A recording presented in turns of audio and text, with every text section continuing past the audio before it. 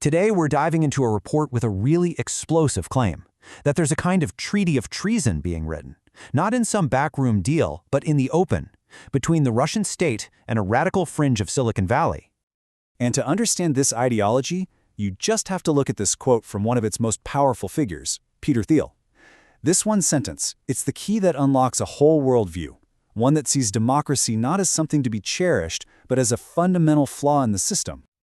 So the source material we're exploring today asks this huge question, and it argues this isn't some sci-fi plot. It's a real, active project to build a completely parallel system, a rival civilization, really. Let's unpack how they're doing it.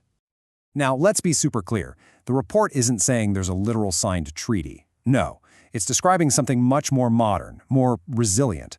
It's an alliance of convenience, a convergence of two very different worlds that are totally united against one common enemy, the liberal, democratic world order.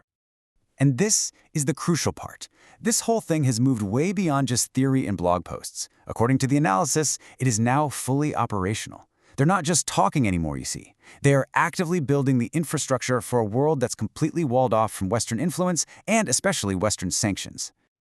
Okay, so to understand what they're building, you first have to understand the blueprint, right? The software. And that comes from this movement known as the Dark Enlightenment, or Neoreaction, NRX for short. You can basically think of it as the ideological operating system for a totally new kind of government. A central idea in NRX is something they call the cathedral.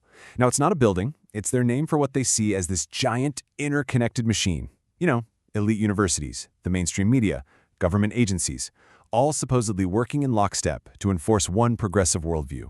To them, that is the enemy. So if the cathedral is the disease, what's the cure? Well, it's called Neocameralism. The basic idea is you just scrap democracy and run the state like a tech startup. Seriously, the country becomes a corporation, citizens are basically customers with zero voting rights, and one all-powerful CEO king runs the whole thing for maximum profit and efficiency. Does that sound familiar at all? It's an almost perfect mirror of what Putin calls his vertical of power. And how do you get from here to there? Well, for some in this movement, the path is accelerationism. The thinking is, don't try to fix the system, just break it, faster. Pour gasoline on the fire of society's biggest conflicts to accelerate its total collapse, so you can build something new from the ashes. You can see how this philosophy lines up perfectly with Russia's playbook of using hybrid warfare to create chaos and division in Western countries. And this is where it all just clicks. Look at how this chart maps it out. On one side, you've got the theory from the Dark Enlightenment. On the other side, you have actual Kremlin practice. The enemy, the cathedral for one, becomes the collective West for the other. Governance, the CEO king becomes the vertical of power. It's almost a one-to-one match. It shows they're speaking the same language when it comes to tearing down the old world order. So you have the software, the ideology, but an operating system is useless on its own. You need middleware, right? The stuff that connects the software to the hardware. In this story, the middleware isn't code, it's people. A whole network of fixers, financiers, and philosophers who are translating these radical ideas into real, actionable plans for a nation-state. And right here is where this story takes a really dark and, frankly, shocking turn. The source documents point to a key, very early player in this network, Jeffrey Epstein. Not the Epstein you think you know, but Epstein as a high-level geopolitical fixer and financial architect, literally giving the Kremlin a roadmap to get around the entire Western financial system. Just look at this timeline. The timing is absolutely critical. It's 2014. Russia has just annexed Crimea, and the West hits them with the first big wave of sanctions. And right then, Epstein is talking directly to a Russian deputy minister. He's not just sharing ideas, he is laying out a specific, technical plan for how to make those sanctions completely worthless. And here is that very blueprint. I mean, it's incredible. He suggests they launch a brick cryptocurrency, a full decade before it became a major talking point. He says to use smart contracts where computers enforce the rules. That's the whole code as law dream of the NRX movement. And he suggests creating new currencies pegged to oil. This is literally the seed that grew into the parallel financial system they are building right now. Of course, Epstein wasn't working in a vacuum. The report points to Peter Thiel as the public face and champion of the movement in the West. And on the Russian side, you have the philosopher Alexander Dugin, who's been busy blending these radical Silicon Valley ideas with Russian nationalism, creating this incredibly potent ideological bridge. So all of this brings us from the software, the ideas, and the middleware, the people, to the actual hardware. Because this isn't a blueprint anymore. This parallel system is being built, right now, with steel and fiber optics and code. It's a sanctions-proof economy for their new world. And at the heart of this new hardware is a project called mBridge.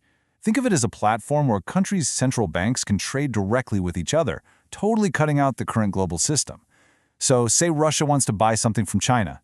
Russia puts digital rubles onto the platform, China puts on digital yuan. A smart contract swaps them instantly, and done. No US banks involved, no SWIFT system, and absolutely no way for the US to block the transaction. And this chart just lays the difference out perfectly.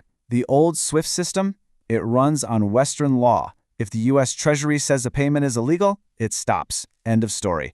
Project mBridge, it's regulated by computer code, a smart contract written by the countries using it. The system is designed from the ground up to be completely invisible and immune to Western financial power. Now, the piece they use at home is the digital ruble, a central bank digital currency. And this is not just digital cash like you have in your bank account, no. This is programmable money. The government can literally write rules into your money where you can spend it, when it expires, whose digital wallet can be switched off instantly. It is the ultimate tool of control for that CEO king. So where does all this lead? Well, the report argues we're not heading for another Cold War. We're heading for something totally different, a cold divorce. A messy, permanent split of the world into two completely incompatible operating systems for money, for data, and for power. And the predictions that come from this are pretty stark. A splinter net, where the global web we know splinters into different national walled-off gardens. The rise of a GovCorp alliance, where authoritarian states and friendly corporations do business in their own parallel economy that couldn't care less about human rights. And then there's the big one. The US dollar simply stops being the default currency for the entire world. And get this isn't some distant 50-year forecast. The report highlights a hard deadline. Russia is aiming to have the BRICS bridge, which is built on this mBridge technology, fully up and running by 2026. That is just around the corner. So really, at the end of the day, the whole analysis boils down to this one powerful metaphor. The dark Enlightenment, born in Silicon Valley, provided the open-source software, the anti-democratic, authoritarian ideology. And the Kremlin, with all its state power, is building the global hardware to run it. Which leaves us with the final, massive question that this report puts on the table. If we really are watching a cold divorce into two totally separate global systems, one running on the software of liberal democracy, the other on corporate authoritarianism, which operating system is going to define the rest of this century? And is it even possible for the two to exist on the same planet?